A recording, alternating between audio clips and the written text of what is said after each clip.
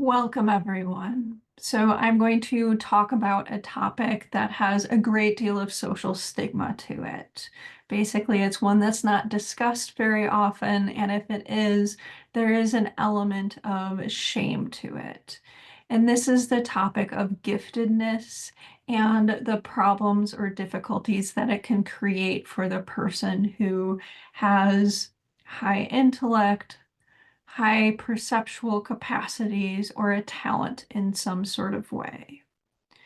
So I'm going to focus this discussion on the first two that I mentioned, high intellect, high perceptual capacities, even though this talk can be certainly fit with people who have exceptional talent at playing the piano, or at playing basketball or something like that as well.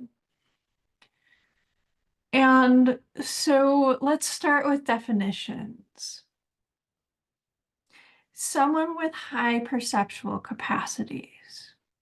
They may have experienced this since birth, or there are plenty of people who have gone through the spiritual awakening process whose perceptual capacities have opened up, they have expanded. And this typically means a great deal of self-awareness about how we as individuals tick. So basically, the person with high perceptual capacities will have knowledge about why they do things, about the history, cause and effect of such things, and can describe with self-awareness their patterns, their reasons for being, kind of things like that. And so those high perceptual capacities also go into reality as well. And so what this means is that they have a tendency to see through people. They have a tendency to understand how people as a whole work, to see patterns quite clearly in people in the world, to basically see and understand things at a deeper level, often a more existential or philosophical level as well. And so one of the difficulties that is that if we were to talk about normalcy, it is a state of basically low perceptual capacity. It is people that go through the world not being terribly self-aware and being so involved in kind of their own chaos, their own struggles, that they have difficulties seeing anything or noticing anything outside of themselves. That may sound like a cruel definition, and what I am not setting up here is a binary saying, those people are sheep and high perceptual capacity people are awesome. That is not what I am talking about here at all. I am setting up basic definitions because in some regards, people of high intellect and high perceptual capacity may wish to be normal. And if I set up those definitions of what normalcy really is, it is a lack of awareness, it is a lack of understanding, and it is somebody who isn't terribly intelligent. When I share that with people who come to me with the unique pains of high intellect or high perceptual capacities, they can let go of the pain or the part of themselves that desires normalcy because they recognize that they wouldn't want to be in that state, even if their state that they are currently in, how they experience reality, creates pain for themselves. And so let's talk about high intellect. There are problems with the IQ test, and no, I'm not talking about those IQ tests that you find on social media that just steal your information and tell you that you're brilliant in order to, um, steal all your info. But the basic IQ, basic considered average IQ for people is considered to be 100. And people who are within a range of that IQ are considered to be kind of normal or average IQ. So that would be people from 80 to 120. And then if we go one step below that to people who are 70 and below, they would be considered low intellect. And people who would be considered 130 and above, those would be considered high intellect and would comprise approximately 3% of the population. So when we are talking about things like high IQ, there is a considerable social stigma in talking about high IQ and high perceptual capacities. And that is because we consider them under the banner of a gifted state. And so we would naturally understand that somebody, for example, who has a low IQ, somebody in that 70 range, they would need support. It would be considered a detriment to their existence to have that IQ and to sort of make their way through the world. There is in schools depending on the school, of course, there are social supports to help people who have that experience, have that as part of their reality. But if we consider people who are in the high intellect or the high perceptual range, those social structures are not really in place for them. Yes, we do have like courses in schools and stuff like that that we consider advanced, but again, if we look at the concept of normalcy, what schools and institutions are built upon is the average student. So that average IQ 100 range. So what tends to happen in schools is that some individuals who are high IQ can certainly go through schools and institutions quite swimmingly. It is easy for them.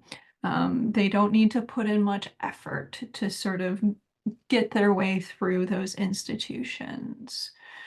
But in reality, the people who are going to be most successful within those institutions are going to be the people who are at the high range of normal. So people who are 100 to 120 in terms of IQ.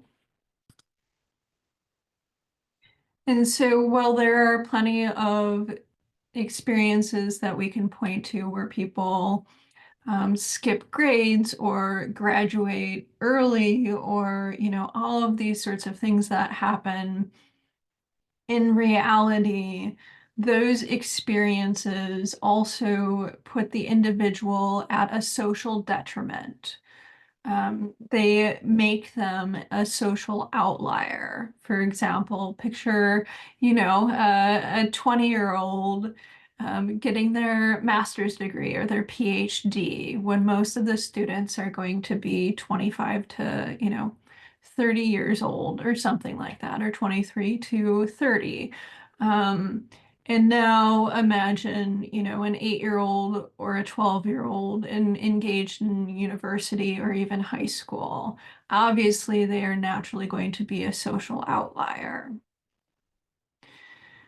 We also have to consider this label of giftedness. And what that means is that it is considered that somebody who has high intellect, somebody who has high perceptual capacities, that they in some ways are experiencing a talent. They're in some ways experiencing something that is going to make their way in the world easier.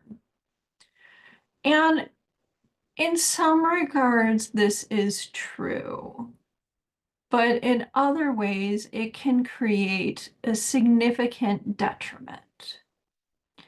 There is a thought out there that we most understand and relate to people that are within about a 20 20 IQ range. So that means that the vast majority of people being at 100, that means that people who are at 120 and 100, that is going to be, a good 60% of the population. And so those individuals are going to drive culture. They are going to drive society. They are going to drive media. Um, and we can go the other way as well, which is that if you learn, I will share that I am a writer, and the most successful authors who truly wish to be on the New York Times bestseller list, are going to write at about a fifth grade level. So write at about a 10-year-old and their capacity to understand level. Journalism is about the same. It used to be about a high school sophomore level, so somebody that was around 14, 15, something like that. But due to our culture's sort of backslide, it is now becoming earlier and earlier. So about that 10-year-old and their capacity to understand, their intellect, their understandings of reality. And what this basically means are short, simple sentences, viewing the world through black and white, not introducing anything that is too deep, too philosophical. It is going to be this good, this other thing bad. And then we go into pop culture, which both abhors as well as romanticizes the experience of high intellect. For example, I forget the name, but there's a detective show now about a woman who, has an IQ of 160 and how all of a sudden she, becomes, essentially a detective and figures out all of these cases um, that the police department couldn't. There's also shows like The Big Bang Theory. And what those shows typically are is through the lens of an average or typically below average intellect, their vantage point, their view of what smart people are like. And so in some cases, you could see this quite clearly, like the Big Bang Theory. So now that I've kind of established all of the parameters, we can talk about some of the ramifications for this state. The biggest one is that no matter how smart we are, no matter how perceptive, there is a difficulty in that we know our own mind, we know our own inner workings, we know our own ethics, we know our own considerations, but um, we often have an underlying assumption that other people share those qualities with us. And so what this means, particularly for younger clients, but it can happen with people who come to me at any range, is that there can be a lot of anger and frustration in the fact that other people cannot think or perceive like this person does. And this is because they have not fully acknowledged and accepted their intelligence, their perceptual capacities. For example, I will share that when I was younger, I could see through people quite clearly. I still have that quality, but I have wisdom now to back it up. And what I will share about that is that I didn't understand why people were lying all the time. And it upset me, it frustrated me. As I got older and I had the wisdom of years and, insight and self-awareness and all that sort of stuff, like, coming up, what happened was that I recognized that a lot of times people don't understand that they are lying. First of all, they're just so used to wearing masks and presenting themselves in a different way than what they feel inwardly. And that was the bulk of what I was picking up. But also that some people on the extreme end of the spectrum lie and manipulate and do these sorts of things because that is how they have learned to survive, to get through, essentially. And so, do I love people who lie or anything like that? No, but what can happen with a certain amount of understanding that people do think, perceive, act, believe differently than you do is a certain amount of acceptance and understanding.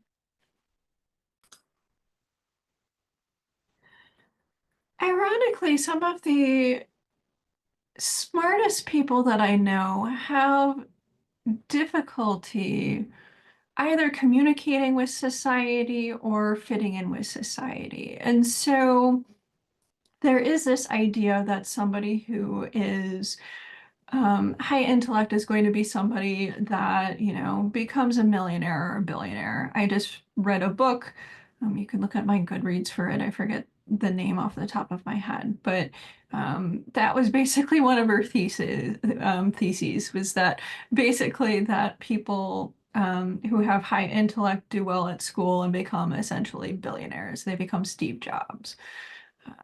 And so this is not a book review, but she was interviewing a lot of people who would be in that category or who are in the organization Mensa, which is a very self-selecting group, let's say. There are a lot of people with extraordinary intellect that would not find the need to spend their time with that organization. But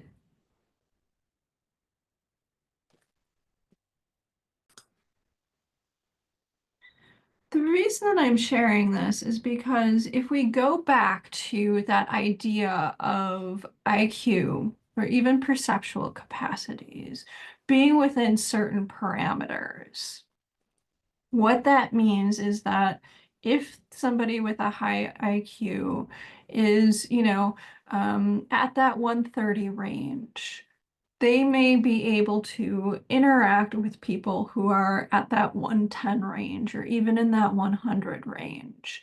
Those individuals still have kind of a shared experience of reality, a shared mind enough to be able to basically understand one another. If you start going up in terms of IQ, 130, 140, 150, 160, what happens is that there is enough space and enough difference of mentality, of intellect, of, mechanism that there is an extreme experience of being an outlier that develops.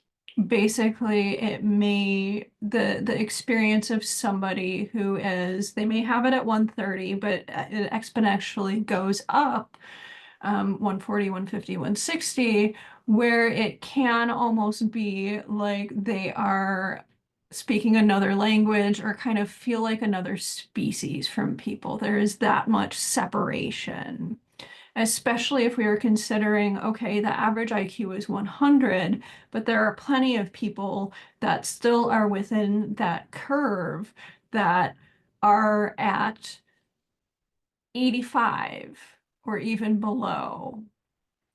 If we have that reverse bell curve where 100 is the peak, what that means is half the population, there's still considerable amount of that bell curve that is under 100 in terms of IQ. And so if most media, if most conversation in society is aimed at what we might consider the lowest common denominator, which would be about that 80 or 85 range, the person that is 130 or above is going to feel themselves be alienated, misunderstood, and sort of displaced from society. And I'm not saying that this happens with all high IQ people, but it is something that is considerable enough that should be discussed because one of the things that happens is that people who have IQ, have high IQ, feel like they cannot discuss the difficulties with it because it is considered a gift. And so there is a lot of shame. Basically, if I were to break this down, I would say if somebody's like, you know what, I feel really alienated because I'm smarter than everybody here, the response to that is going to be shame, mockery, people's desire to break them down, all of that sort of stuff. And then we add on to it kind of the Dunning-Kruger sort of thing, which has been disrupted a bit, but we can still discuss it, which is that people who are of average IQ or slightly below average IQ um, believe themselves to be a great deal smarter than they actually are. And so plenty of really quite intelligent people that I work with see people like this, see, basically idiots who are talking about how smart they are, and is like, am I them? Or even worse, like, I don't want to be like them. So, I'm not going to in any way talk about the amount of pain and suffering that this causes me. Another difficulty that often happens with people with high perceptual capacities, much like my childhood experience of not understanding why people are lying, is to not understand why people don't understand things that seem quite basic to the person with high perceptual capacities. And again, this is incredibly problematic as well because we have this culture of people who believe that they are seeing, some conspiracy theory or something about society quite clearly, when in reality, what is happening is that they are delusional. And again, they are kind of repeating these basic wounds of humanity, which are a desire to feel special, a desire to feel smarter, that whole superiority inferiority loop that I talk about, in that people, out of basically low self-esteem, need to feel that they are special, that nobody understands them because they are so special. And when I say things like this, you might be like, oh, wow, isn't that what you were talking about? Which is an interesting critique. But if you look on social media at all of those memes that are intended for these basic, very human wounds, that are intended for the lowest common denominator, what you will see is these same sentiments, but they are aiming towards human wounds rather than clarity, and they are meant to tell people how special and amazing and wonderful they are. They are a part of a group that is special and amazing. Only they can truly see reality. Everybody else sucks and is terrible. That is the basic sentiment repeating, and that is kind of the lowest common denominator. Basically, there is a reason why those memes will be shared 70, 100, 200,000 times, and it is because it is aimed at the lowest threshold of perceptual capacity and the lowest threshold of intellect. I realize that sounds harsh, but um, being able to see these things and see through these things and relate to them, understand why they are so pervasive and popular, is part of um, breaking through, falling for them, first of all, but also for high intellect and high perceptual capacity individuals, there can be a wondering and a confusion about the difference between their own perceptions and what they see online. Either not understanding why so many people are going for things that are just unfortunate or meant for kind of that lowest common denominator, why certain things may be incredibly popular, but also questioning out of their own insecurity, well, what differentiates me from them? And this is always a valid question, and it has everything to do with that superiority inferiority loop. And that is somebody can be simply in a state where they accept their giftedness. They accept those qualities within themselves of high perception or high intellect or both.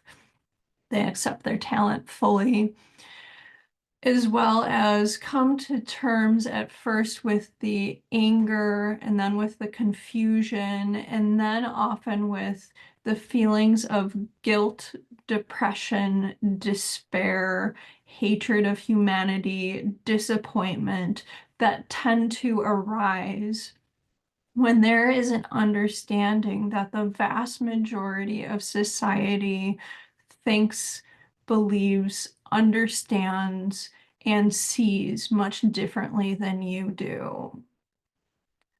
If I were to put this simply, it is a basic part of our human condition in some ways to feel like an outlier, to feel alienated, to feel separated in some ways. It is a different aspect of outlierdom, outlierdom to recognize, fully acknowledge, and fully come into clarity of the fact regarding the fact that your experiences of being an outlier are not because of some untended to emotional need or some amount of confusion or some desire within the self to see the self a particular way. They are simply fact. When somebody can get to that point, what typically happens is that there can be an understanding that, yeah, if you're part of the 2% or 3% of the population, that there are going to be some barriers between you and other people. If you go even further into that, if you are, for example, somebody that has incredibly high perceptual capacities, you are somebody that has incredibly high intellect, 150, 160, something like that, is that the experience of that feels to the clients that I work with, even greater schism. So an even more alienating experience. And so this has been repeated to me again and again. And so I'm sharing this because sometimes people speak from only their own experience, but I'm sharing from my own experience as well as working with clients for a long period of time who have shared such things with me. And so one of the first books that really helped me in this regard was Drama of the Gifted Child by Alice Miller. And there are a lot of good insights in that book, even though it's from the 70s and shows some wear in some ways. But her basic understanding of things, which is quite helpful and which I share with quite a bit of other people, is that people who are what we might put under the banner of gifted need to understand that they are treading in sort of deep waters. And what that means is that other people may not dislike them, may not, be unwilling to reach them, to understand them. It is simply that they do not have the capacity to meet you where you are. Whatever your nature of giftedness, there is simply too wide a berth to be able to understand you and to sort of meet you in those deep waters. I find that thinking like that is incredibly helpful because there is a tendency in gifted individuals to experience things like depression, alienation, and a feeling that people do not like them because they feel so misunderstood. And when they understand that people do not have the capacity to understand them, it helps. There is a certain amount of being able to speak other people's language that is helpful. You know, if you are talking to a 5-year-old child, that is going to be different than talking to a 50-year-old. And I don't mean that with any unkindness in any sort of way, but you can get to a certain amount of perspective where you can understand, oh, here's somebody who can speak my language in terms of perception, in terms of intellectual capacity, and here is somebody that I might need to translate a bit to. And so some people resist that, but I find it is really helpful to meet people where they are because they are, you know, because you have the capacity, if you're in this category, to swim, you know, up tide swim to the waves of the ocean, and they are unlikely be able to swim down to the deep, so to speak. I will talk about two more things, and one of them is that people may have a certain amount of anger or frustration at first.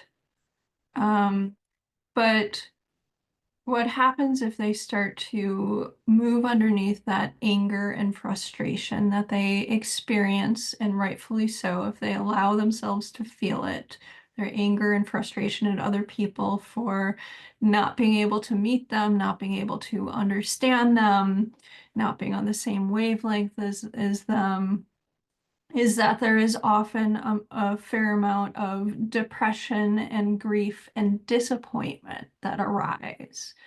If somebody is willing to sit with this disappointment, they will experience tremendous amount of healing.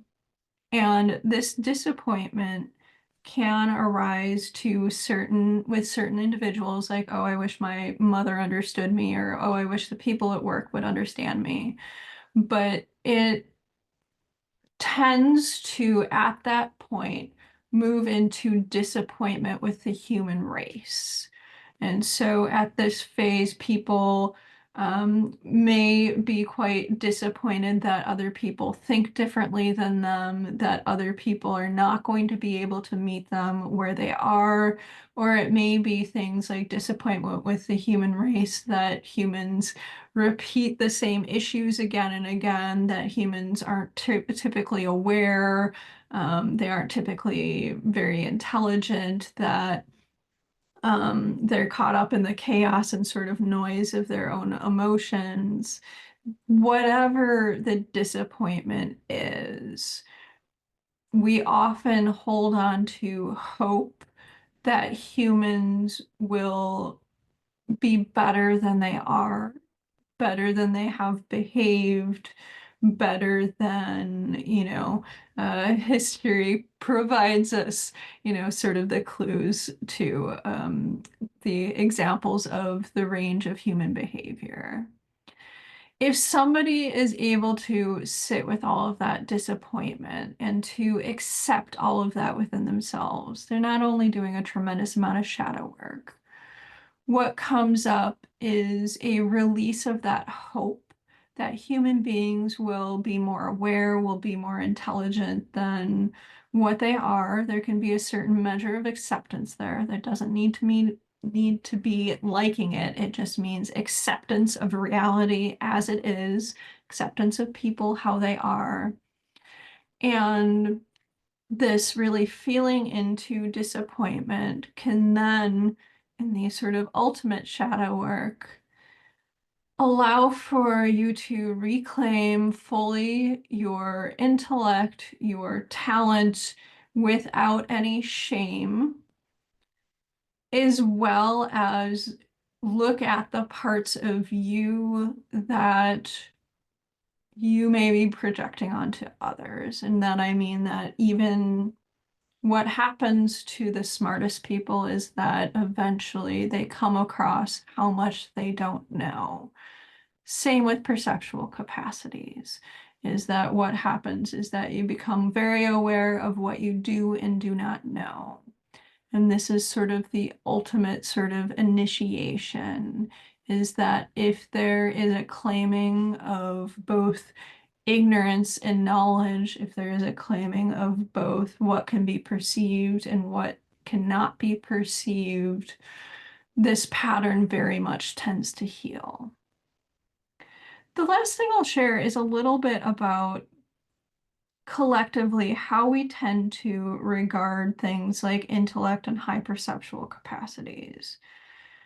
Because we do have a history where we can sort of promote certain individuals, where we all agree as a society that this person is smart, this person is incredibly perceptive, but there is a difficulty when we are talking about that.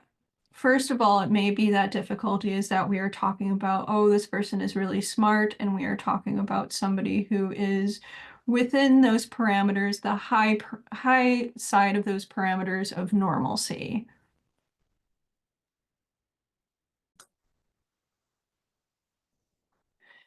And sometimes those societal perceptions are right on, where the people that we sort of put up on a pedestal are quite intelligent. They are quite perceptive. However, we have to talk about how society tends to put those on a pedestal who fit the parameters of the classist, racist, ableist, all the ists that we tend to basically, for example, in high school, what I read was a bunch of dead Europeans. That was essentially the curriculum. Oh, aren't all of these dead Europeans quite intelligent? Yes, they were. They were intelligent. In many cases, they were good writers. But we also have to consider that if we look at things from that perspective, that there are plenty of people who are incredibly intelligent who would not be put on that pedestal because of misogyny, classism, all of that sort of stuff that interferes with our perception of others. We also have to consider, the easiest person to talk about is like Vincent van Gogh, who had extraordinary perceptual capacities and, of course, didn't sell a single painting in his lifetime. And so we have to consider that factor as well. The other is talking about a certain amount of brainwashing that goes into people who feed into collective energies. This could be a whole video in and of itself. But for simplicity, I will say, if I say the word Shakespeare and you were to write a review on Shakespeare or to read Shakespeare, your thought would likely be, oh, this is an eminently intelligent man. He is, of course, but a big part of the reason why you are experiencing that reverence for his intellect is because there is a collective energy propelling his name and propelling an image of him that is an intelligent, perceptive individual. And so basically my point in this is that collectively there can be a lot of energy around certain figures that may or may not fit them being intellectuals, being people of high IQ or high perceptual capacities. They may entirely fit, they may not fit, and most significantly, what may also happen is that a lot of people who have extraordinary intellect, who may have extraordinary perceptual capacities, will not be accepted into society because they do not have that energy behind them, or because there is that sort of parameter that I talked about, where there might be so much difference between where the average person can think and perceive and where they are, that they are going to be ignored, disparaged, denied, dismissed, reacted to with confusion. And so I share this last bit because it very much can be a defense mechanism for people to be like, oh, they don't get me, I'm just too smart. That's always something to look at. But it is also very much a factor for high perceptual, high intellect individuals that people may not understand you because they're not at that point. They're just simply not swimming in those same waters. And our reaction to something that we do not have the capacity to understand is to deny, to dismiss, to project onto, to get angry at. Um, all of these sorts of things are very typical reactions to people that whose perceptions and understandings of reality we cannot assimilate within ourselves. So I will leave things there. I hope you enjoyed the talk and that it has helped some of you who may either, interact with individuals like this or who fit in under this heading.